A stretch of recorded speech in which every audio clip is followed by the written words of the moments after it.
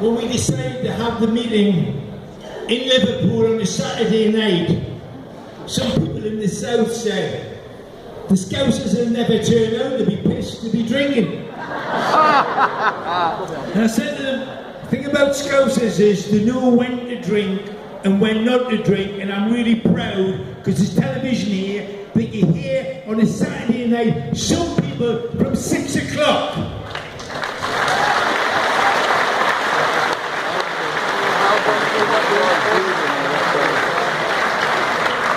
Just want to remind people that Jeremy is one of the only 48 Labour MPs that voted against the Tory nuclear amendment.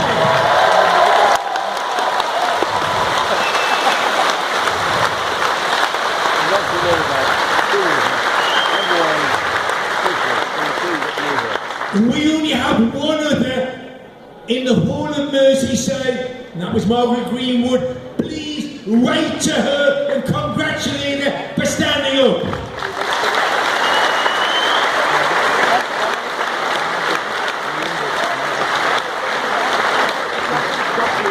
So last week in Manchester, Martin Mayer, the leader of the broad left in Unite, decided to introduce Jeremy as the new leader of the Labour Party and the next Labour Socialist Prime Minister.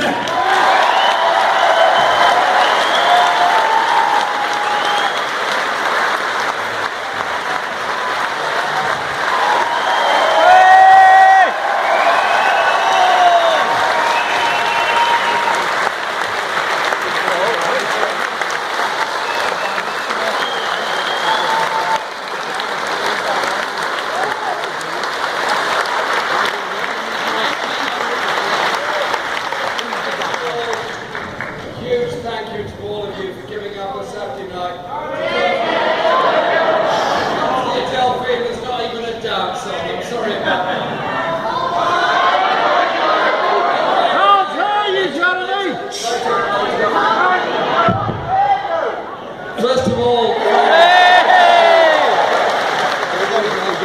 big thank you to all of you for turning out. Coming to the Adelphi tonight and there's not even a dance on. You've just come for a meeting. And let's hope we enjoy it because we're doing something together, okay? There's many people I want to thank for the progress that this campaign has made. And a lot of wonderful people that are in the hall that have done so much good work for so long. And I want to first of all recognise Ricky Tomlinson and Eileen Turnbull for the work they've done on standing up for trade union rights.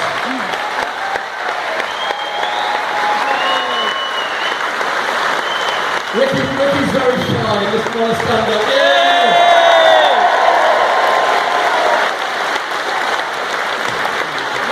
They stood up on trade union rights when the Shrewsbury pickets were being so disgracefully treated by the police. And we're not done yet on that campaign for justice, and we'll never be done until justice has been achieved for those people. But I also want to say a big thank you to all those who are on this platform tonight. I thought there was a kind of golden rule throughout Merseyside and the Northwest that wherever a public meeting took place, Alec McFadden chaired it. Is this the norm? Alex, thank you so much. Not just for tonight, but for all the other nights and all the other work that you do for so many people. From the dock strike onwards, you're always there, you're always standing up for justice and for people. And I was proud to be alongside you through the dock strike and the miners' strike and many, many other things. To Ian, Ross and Paula, thanks for your support and thanks for the support of the unions, all of the unions that have come behind this campaign. We're here tonight in Liverpool, Merseyside, and I remember an incredible meeting we held in St George's Hall in 1988 when Tony Benn and Eric Heffer spoke about the direction in which the Labour Party was going to take. Eric was a very close friend of mine, and I was sad and devastated when he died, as when Tony died, and I'll say more about Tony a bit later on. But Eric, to me, was somebody that was the epitome of the self-educated, working class intellectual who learned history in order that we do better in the future. And when he took me to see Robert Noonan's grave, and we talked about the history of the Irish writers in Liverpool and so many others, the warmth, the heart that Eric had was the heart of Merseyside. I know he didn't come from Merseyside, but everybody thought he did. What a great guy, what a great memory. And I say this campaign is in memory of Eric, of Tony, and so many others. And Harold Wilson, of course, the Labour Prime Minister who came from Huyton, was the MP for Huyton, and represented this city in Parliament. Now, I remember many, many disagreements and arguments I had with Harold, and I used to think that he was a bit paranoid. I later discovered he had absolutely every reason to be very, very paranoid, because an awful lot of people were out to get him, were out to undermine what he was trying to do in that Labour government. And let's think about it. One of the great achievements of that government was the Open University, which has given education and opportunity to whole generations of people. But this city is about more than that.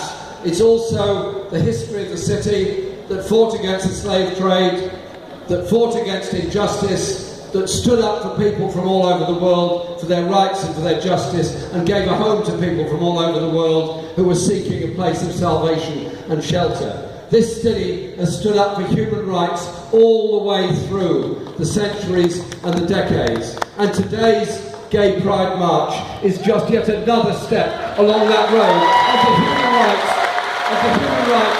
and the kind of society that we want to live in.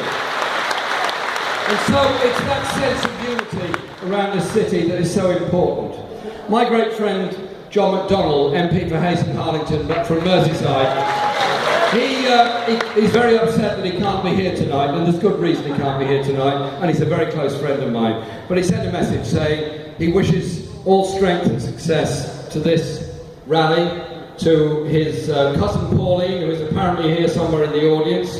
She can stand up if she wishes, or keep silent if she doesn't wish to. But he said he's coming to pick up, and he's going to pick up the Arthur Dooley statue that you've got for him, because he wants to support working class artists and what working class art can achieve. John McDonnell is a great friend of this Labour movement, and I'm proud that he is the chair of our campaign. Now, our campaign is, at one level, an election campaign for the leadership of the Labour Party. Some of us didn't particularly want there to be that. We felt that in the aftermath of the defeat in May, we should be doing something different. We should be examining the policies that led us to that defeat. We should be having that serious policy debate. Sadly, that was not to be. And so we decided we would enter this election campaign. It was extremely difficult because the Parliamentary Labour Party holds the keys to the gate to the election campaign, and I understand that some of the 36 people who signed the nomination papers are apparently were very reluctant to do so, and they've made this very clear since then, but I'm sure they'll unclear themselves and clear their minds and be supportive as time goes on. I've no doubt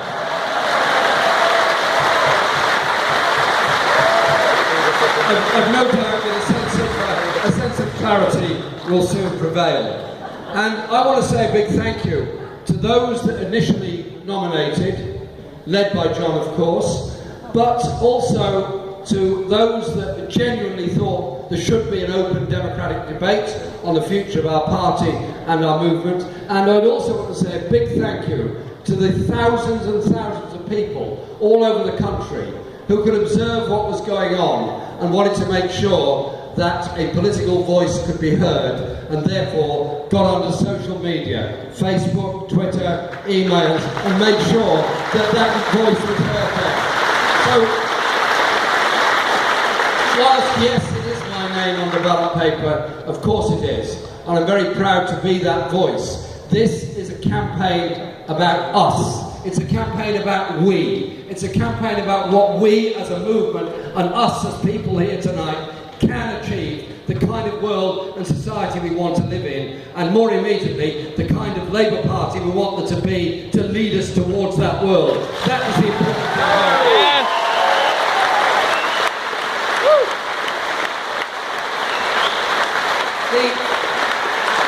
The issues that we're facing are quite simply this. We lost office in 2010 on the back of a financial crisis brought about by the banking collapse in the USA and consequent collapse here.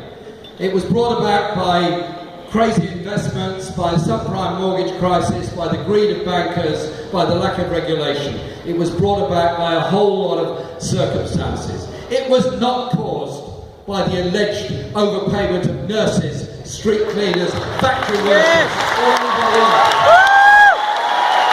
It was not brought about by the benefit system or the cost of the National Health Service. And we were told the only way forward was to set an arbitrary date to move back into budget surplus, an arbitrary date by which we'd pay down the debt. Incidentally, the debt has gone up under George Osborne, not down, and that as a result it would have to be austerity. Austerity being cuts in public expenditure, loss of several 100,000 jobs in the civil service, wage freeze for public sector workers, cuts in benefits, cuts in the living standard of the poorest, freeze on council house building virtually throughout most of the country, and you look at the results. What are the results, really? The richest 5 families in Britain, the richest 5 families, the fingers of one hand, own the equivalent of the total wealth of 20% of the entire population. The richest 30 families, the richest 100 families own the equivalent of 30%. We live in a grotesquely unequal society, and that inequality is getting worse. My objection to austerity is that it is not an economic formula, it is a political formula about rebalancing our society, possibly in the image of the 1930s, and probably in George Osborne's mind, more likely the 1830s. It is all about rebranding our society, reducing the role of public services, and increasingly putting the bill onto the individual. Indeed, David Cameron was thinking aloud a few weeks ago, saying, how about we get rid of national insurance and just have individual insurance as well? Well, it might work very well if you're a wealthy family to have individual insurance to guarantee yourself against any ill that comes about. The whole point of national insurance and the welfare state is that we all protect each other, we're all protected by each other.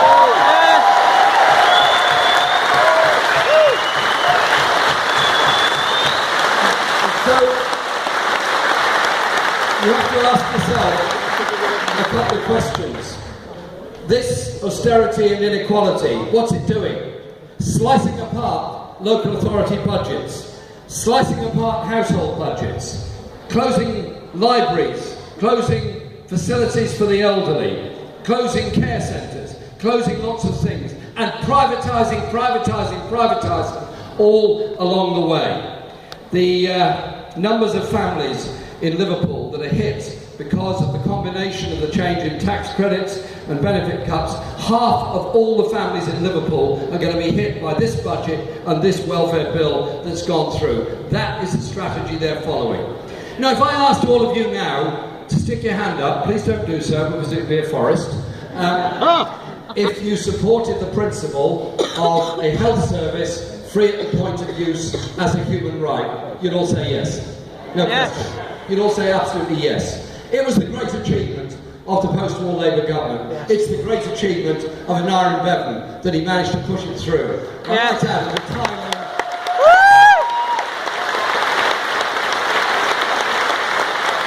I might add, at a time when the debt ratio was 250%, it's now 80%. That government invested in people, in hope, in the future. This government does the opposite.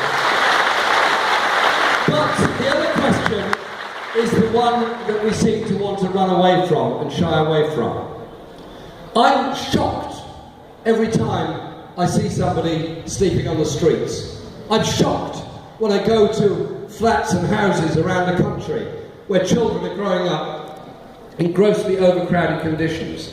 I'm shocked when families view the onset of the school summer holiday with dread and horror because their children will no longer get a free school meal and possibly a free school breakfast. There is something deeply wrong about a country and a society that is prepared to accept and tolerate the levels of inequality, desperation, destitution and poverty that exist in modern Britain. We don't need... Yeah! We don't need to go down the agenda set by Benefit Street and others. We need, I think, to take a moral principle. And that moral principle is quite simply this. If our society can provide health and education for all, it can also provide housing for all, it can also ensure we have a social security system that gives real security. So I want any future government's success or otherwise to be measured by all the normal economic indices that are there, but I also want it to be measured by the levels of poverty that's reducing, the number of children that are no longer going hungry, the number of people that are no longer sleeping on the streets, the number of people that are able to live and contribute normally within our society. Surely we're an inclusive society, and these things are possible. Now, that is achieved by two things, and Alex is getting concerned about the time. He's always concerned about the time. It's something that concerns Alex a great deal. He's a man of much concern. Two areas I just want to briefly mention because I think they're very important. The first is education and the education system as a whole. The numbers of children that access preschool education ought to be every child has the option of a free place in preschool education. It shouldn't be a lottery, it shouldn't be based on income, it should be based on the needs of the child, and children's socialisation before they get to school is something that's very important. The children's centres, Sure Start, were a great step forward. It's tragic the way they're being destroyed at the moment. Can't we provide something decent for all our children? But the Tories have other ideas, and the other ideas later on in the school age are to turn primary and secondary schools into academies, and any council that wants to open a free school can do so. Any council that wants to open a normal state community comprehensive, forget it, there's no money available for it. I don't want to close any schools, I want to keep schools open, but I do want to strengthen the whole concept of the local education authority, the family of schools, and bring those academies and free schools back into the normal and while we're on with it, and I know it sounds very extreme and very far-fetched, but to insist that every teacher in a free school is actually qualified to teach seems to me quite a good idea. But the teachers have been denigrated by this government and sadly occasionally by people in my own party in the same way that medical professions are being denigrated now merely because they've raised concerns about the idea of 7-day working without the necessary new staff recruitment and changes that can make that a reality. But there is another issue, and that is the way in which working class youngsters get a chance to go to college and go to university. The cancellation of educational maintenance allowance means that many young people simply don't want to stay on at school because they can't afford to, and therefore miss out on A-levels, miss out on the chance of going to university. Those that do go to university, and I was talking to a young man today who just graduated, we were at a rally in Preston, and I congratulated him on his degree, he said, well done, hope things go well for you, and he was very pleased with the degree he got, and he deserves those congratulations, a great achievement. And I said, what's for you now? He said, £52,000 worth of debt. Yeah.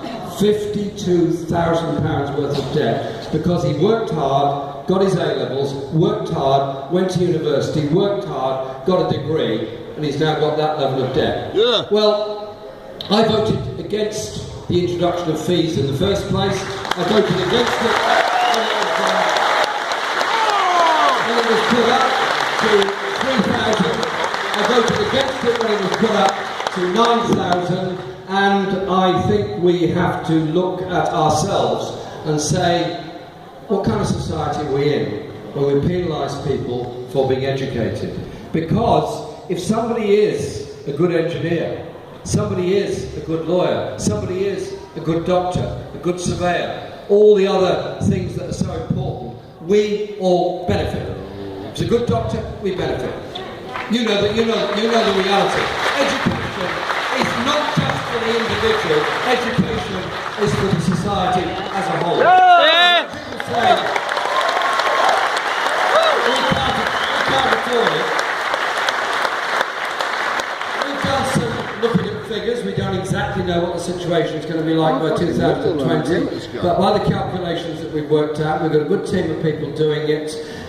We could raise the corporation tax, instead of cutting it by 2%, raise it by 0.5%, would be enough income to pay for the fees of all students in university.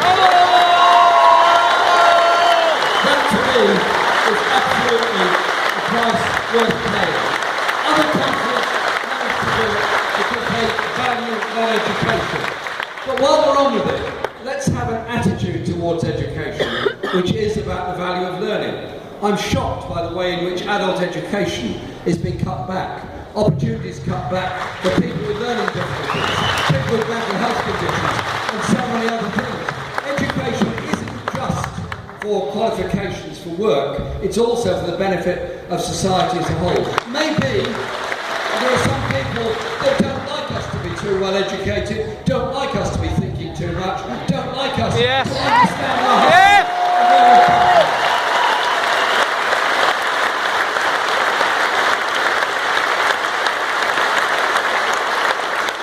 The last point I'll make is this, because it's a hot evening and I want us to be able to listen to each other and talk to each other a bit as well, is the issues of environment and peace and justice around the world.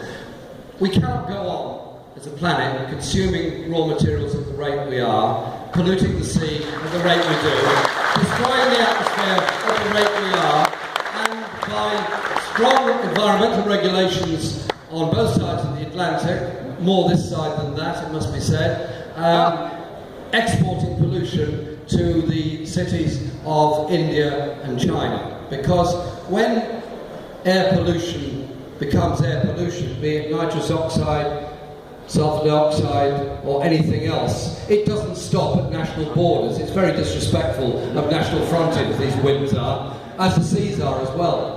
If we pollute anywhere, we pollute everywhere. If we destroy here, we destroy there and everywhere else. So I think environmental policies are as much an attitude of mind about how we consume, what we consume and how much we consume, but also using our brains and our technology for sustainable generation of clean power and electricity. This city led the way in clean water in the 19th century when Liverpool Corbyn